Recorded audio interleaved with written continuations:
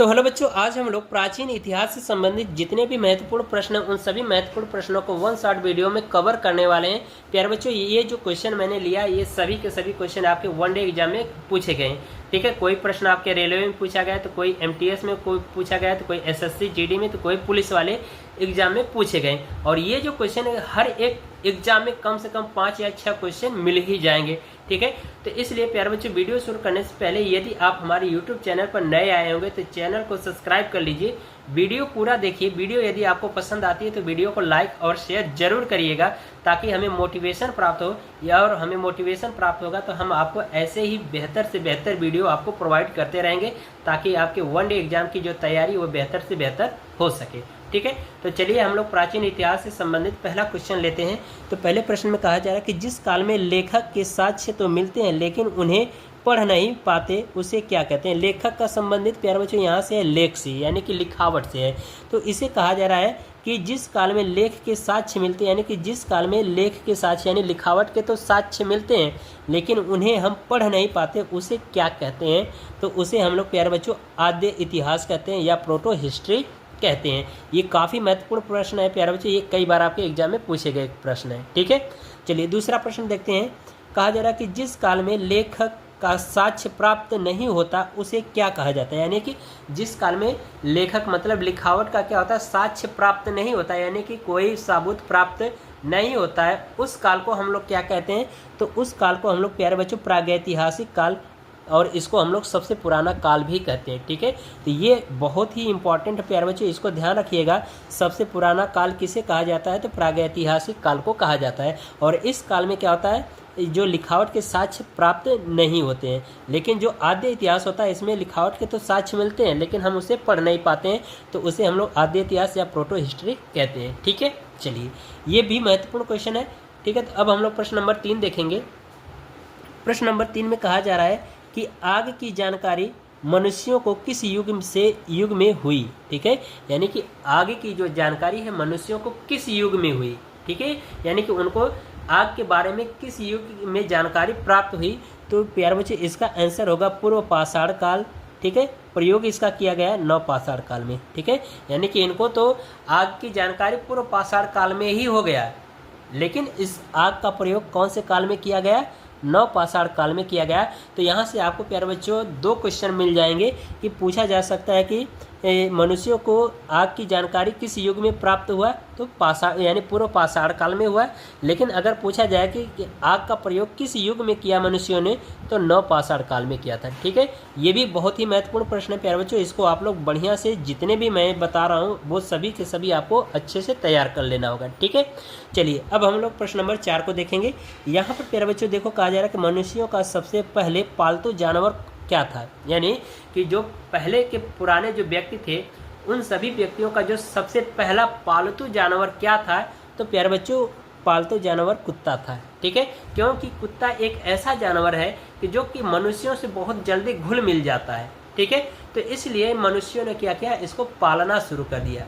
ठीक है, तो इसीलिए प्रश्न ये आपको पूछा जा सकता है कि यहाँ पर कि मनुष्यों का सबसे पहले पालतू जानवर क्या था, तो कुत्ता था। ठीक है, क्यों, क्योंकि ये घर की रखवाली भी करता था और इनको शिकार करने में भी मदद करता था और इनसे एक पारिवारिक रिलेशन बना करके भी रहता था, यानी कि एक परिवार में घुल मिल करके भी रहता था। तो इसलिए सबसे पहले मनुष्य ने किस जानवर को पाला, कुत्ते को पाला था। ठीक है, तो चलिए अब हम लोग प्रश्न नंबर 5 को देखेंगे। कहा जा रहा है कि मनुष्य ने सर्वप्रथम किस धातु का प्रयोग किया है। यानी कि ये भी बहुत ही महत्वपूर्ण प्रश्न है प्यारे बच्चों, आपसे कई बार रेलवे के एग्जाम में पूछा गया है कि मनुष्यों ने सबसे पहले किस धातु का प्रयोग किया था, तो तांबा धातु का प्रयोग किया था। ठीक है, ये इसका आंसर होगा। ठीक है, ये क्वेश्चन सभी के सभी तैयार कर लीजिएगा। ठीक है, और ऐसे इस तरह के क्वेश्चन आपको कहीं नहीं मिलेंगे जो आपको यहाँ पर मैं प्रोवाइड करने वाला हूँ। ठीक है, तो चलिए अब हम लोग अगला प्रश्न देखते हैं। प्रश्न नंबर 6 को देखेंगे। ठीक है, तो प्रश्न नंबर 6 में प्यारे बच्चों यहाँ पर देखो कहा जा रहा है कि कृषि का आविष्कार किस युग में हुआ। बहुत ही most important question, very very important question है। ठीक है प्यारे बच्चों, इसको ध्यान रखिएगा कि कृषि का आविष्कार किस युग में हुआ, तो नव पाषाण युग में हुआ था। ठीक है, ये ध्यान रखना प्यारे बच्चों कि कृषि का आविष्कार किस युग में हुआ था, तो नव पाषाण युग में हुआ था। ये आपको ध्यान रखना होगा बच्चों। ठीक है, चलिए अब हम लोग अगला क्वेश्चन देखेंगे। ठीक है, अगला क्वेश्चन है, यहाँ पर कहा जा रहा है 7वां प्रश्न में कि भारत में सर्वप्रथम मानव के साक्ष्य कहाँ से प्राप्त होता है। ठीक है, आपको ये बहुत ही महत्वपूर्ण क्वेश्चन है, कई बार एग्जाम में पूछा गया है कि यहाँ पर कि भारत में सर्वप्रथम मानव के साक्ष्य कहाँ पर प्राप्त होते हैं, यानी कि आपको एक ऐसा स्थान बताना है कि जहाँ पर मनुष्यों के रहने का साक्ष्य यानी प्रमाण प्राप्त होता है। तो वो कौन सी जगह है? हथनौरा। ठीक है, ये ध्यान रखना है कि वो कौन सी जगह है? हथनौरा यानी हथरौना। ठीक है, इस जगह पर क्या है? मनुष्यों के रहने का साक्ष्य यानी कि प्रमाण प्राप्त होता है। और ये जो जगह कहाँ पर स्थित है?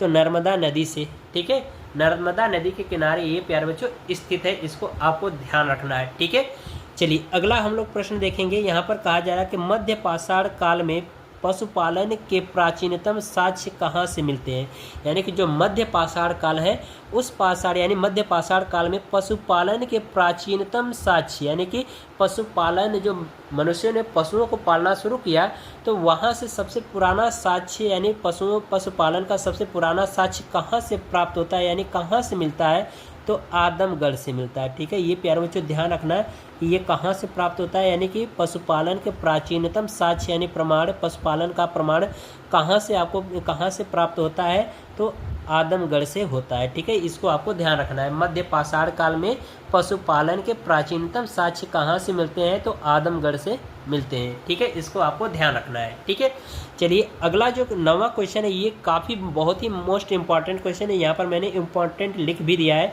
इसमें देखिए कहा गया कि मानव द्वारा प्रयोग में लाया जाने वाला प्रथम अनाज कौन था, यानी कि जब मनुष्यों ने खेती करना शुरू कर दिया, ठीक है, तो जब खेती करना शुरू किया तो कौन सा अनाज सबसे पहले प्रयोग किया था, यानी कि किस अनाज की खेती सबसे पहले मनुष्यों ने किया था। तो इसीलिए यहाँ पर प्रश्न में पूछा जा रहा है कि मानव द्वारा प्रयोग में लाया जाने वाला प्रथम अनाज कौन था, जिसको हम लोग कहते हैं जौ, या इसको यव भी कहा जाता है और गेहूँ भी है। ठीक है, यानी कि 2 अनाजों का मनुष्यों ने इसका क्या किया कि प्रयोग करना शुरू कर दिया, किसका? जौ का, और एक गेहूं का भी किया। ठीक है, तो ये ध्यान रखना। अगला जो 10वां क्वेश्चन है प्यारे बच्चों ये भी काफ़ी महत्वपूर्ण क्वेश्चन है। इसको आप देखिए, कहा जा रहा है कि ठीक है, इसको कहा जा रहा है कि चाकोथलिक युग को किस अन्य नाम से जाना जाता है। ठीक है, आप यहाँ पर चाकोथलिक कहीं कहीं पर लिखा था और कहीं कहीं पर चार कोथलिक भी लिखा होता है प्यारे बच्चों, तो ये आपको कन्फ्यूज नहीं होना, चाहे चाकोथलिक कहे चाहे चार कोथलिक कहे। ठीक है, तो उसे कहा जा रहा है तो युग को किस नाम से जाना जाता है, यानी चार कोथलिक युग को और किस नाम से जाना जाता है? तो इसका ताम्रपाषाण युग के नाम से जाना जाता है। इसको ध्यान रखना है कि यानी चार कोथलिक युग का अन्य यानी दूसरा नाम क्या है? तो ताम्रपाषाण युग। अब ताम्रपाषाण युग क्यों कहा गया? क्योंकि इस युग में मनुष्यों ने तांबे की खोज कर ली थी। ठीक है, तो इसलिए इस युग का नाम रख दिया गया ताम्रपाषाण युग।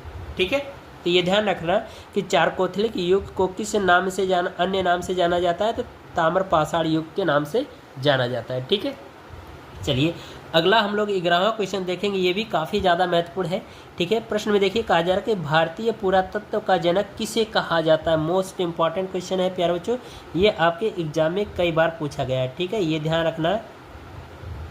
क्वेश्चन ये है कि भारतीय पुरातत्व का जनक किसे कहा जाता है? तो अलेक्जेंडर कनिंघम को कहा जाता है। ठीक है, ये ध्यान रखना है कि भारतीय पुरातत्व का जनक किसे कहा जाता है? तो अलेक्जेंडर कनिंघम को कहा जाता है। ये आपको ध्यान रखना है कि भारतीय पुरातत्व का जनक किसे कहा जाता है? तो अलेक्जेंडर कनिंघम को कहा जाता है। ठीक है, तो ये इसका आंसर हो जाएगा। ठीक है, चलिए अब हम लोग 12वां क्वेश्चन देखेंगे।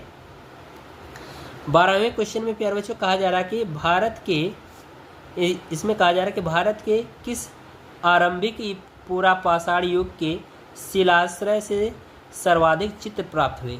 ठीक है, प्रश्न एक बार फिर से देखिए, कहा जा रहा है कि भारत के किस आरंभिक पुरापाषाण युग के शिलाश्रय से सर्वाधिक चित्र प्राप्त हुए? ठीक है, यानी कि आरंभिक पुरापाषाण युग के शिलाश्रय मतलब होता है चट्टान। ठीक है, तो किस चट्टान यानी कि पुरापाषाण युग के शिलाश्रय यानी कि जो चट्टानें वहाँ पर सबसे ज़्यादा चित्र प्राप्त होते हैं। तो किस में? तो भीमबेटका गुफा में प्राप्त होते हैं, जो कि ये कहाँ पर स्थित है? भीमबेटका गुफा मध्य प्रदेश में स्थित है। ठीक है, तो एक बार फिर से क्वेश्चन देख लीजिए। कहा जा रहा है कि भारत के किस आरंभिक पूरा पाषाण युग के शिलाश्रय से सर्वाधिक चित्र प्राप्त होते हैं? यानी कि जो पूरा पाषाण युग है, आरंभिक पूरा पाषाण युग, इसमें जो शिलाश्रय यानी जो चट्टानें हैं वहाँ से सर्वाधिक चित्र प्राप्त होते हैं। तो वो स्थान कौन सा है या गुफा कौन सी है? तो इसका आंसर हो जाएगा प्यारे बच्चों भीमबेटका गुफा, जो कि मध्य प्रदेश में स्थित है। ठीक है, इसको आपको ध्यान रखना है। 13वां क्वेश्चन देखिए, कहा जा रहा है कि पेबुल उपकरण संबंधित है, यानी कि जो पेबुल उपकरण है वो किससे संबंधित है? तो निम्न पूरा पाषाण काल से संबंधित, ये इसका आंसर हो जाएगा। ठीक है, तो प्यारे बच्चों अब हम लोग प्रश्न नंबर 14वां देखेंगे। 14वें प्रश्न में कहा जा रहा है कि माइक्रोलिथिक औजार संबंधित है। ठीक है, यानी कि जो माइक्रोलिथिक औजार है वह किस काल से संबंधित है? इस तरह से प्रश्न आपको पूछा जा सकता है। तो प्यारे बच्चों ये जो माइक्रोलिथिक औजार है वो मध्य पाषाण काल से संबंधित है, तो इसका आंसर ये हो जाएगा। ठीक है, बहुत ही इंपॉर्टेंट क्वेश्चन है, पूछा जा सकता है। ठीक है, अब प्रश्न नंबर 15वां देखिए। इसमें कह रहा है कि नवदो टोली नामक ताम्रपाषाणिक स्थल का उत्खनन किसने किया? ठीक है, ये मोस्ट इंपॉर्टेंट क्वेश्चन है। इसमें कहा जा रहा है कि नवदो टोली नामक ताम्रपाषाणिक स्थल का उत्खनन किसने किया? तो प्यारे बच्चों इसका आंसर होगा HD सांकलिया। ठीक है, ये इसका आंसर हो जाएगा HD सांकलिया ने किया था। ठीक है, ये ध्यान रखना कि क्वेश्चन ये कहा जा रहा है कि नवदो टोली नामक ताम्रपाषाणिक स्थल का उत्खनन किसने किया? तो HD सांकलिया ने किया था। ठीक है, चलिए लास्ट क्वेश्चन देखेंगे, 16वां क्वेश्चन। तो इसमें कहा जा रहा है कि भारत का सबसे प्राचीन नगर। ठीक है, तो ये मोस्ट इंपॉर्टेंट क्वेश्चन है, कई बार आपके पुलिस वाले एग्जाम में भी और रेलवे में भी पूछा गया है कि भारत का सबसे प्राचीन नगर है तो मोहनजोदड़ो है, जिसका अर्थ होता है मृतकों का टीला। ठीक है, ये ध्यान रखना प्यारे बच्चों कि भारत का सबसे प्राचीन नगर कौन सा है? तो सबसे प्राचीन नगर भारत का मोहनजोदड़ो है, और इस मोहनजोदड़ो का जो अर्थ होता है वो होता है मृतकों का टीला। ठीक है, तो प्यारे बच्चों इस तरह से आज की जो हमारी वीडियो वो कंप्लीट होती है। तो यदि आपको वीडियो पसंद आई हो तो वीडियो को लाइक करिएगा और साथ ही साथ चैनल को सब्सक्राइब करना न भूलिएगा। बाकी जो अगली वीडियो में हम लोग देखने वाले हैं सिंधु सभ्यता से संबंधित जितने भी महत्वपूर्ण प्रश्न, उन सभी महत्वपूर्ण प्रश्नों का हम लोग कंप्लीट क्वेश्चन देखेंगे। ठीक है, तो मिलते हैं अगली वीडियो में, तब तक के लिए गुड बाय, थैंक यू, जय हिंद बच्चों।